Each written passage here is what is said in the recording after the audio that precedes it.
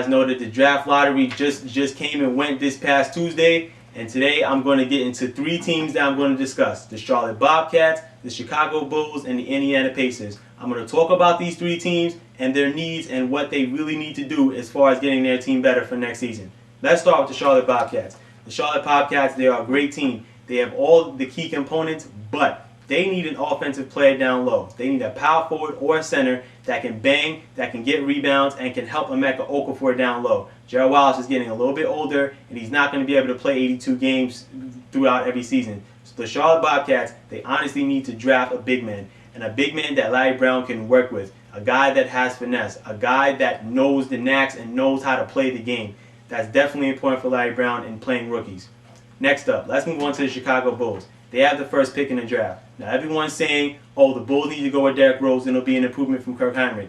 But guess what? Chicago has all the guards in the world. Kirk Hinrich, Ben Gordon, Chris Duhon, Thabo Sefolosha. Do you see where I'm going with this? Why get Derrick Rose? Why bring in Derrick Rose? You guys need a power forward and a scorer. A guy that can come in, get double teams, and open up the offense for Luol Deng, Ben Gordon, Andres Nocioni, Kirk Hinrich. Get Thabo Sefolosha easy baskets. Guys, you guys need a power forward. They need to get Mike Beasley in the first pick of the draft. Be smart, Chicago. Don't try to go for the hometown hero on Derrick Rose. Go with Mike Beasley. Be safe. And you guys will definitely get yourselves back in position into being in the NBA playoffs, which you guys were 2 years ago. Now, let's move on to the Indiana Pacers, which is my final team I'm going to talk about.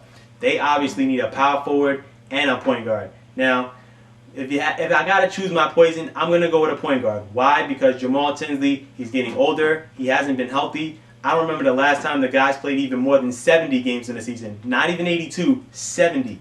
You guys need a point guard. If you guys need to get your offense going, that's where you need to go. A guy that's a proven leader, a guy that can push the ball off the court.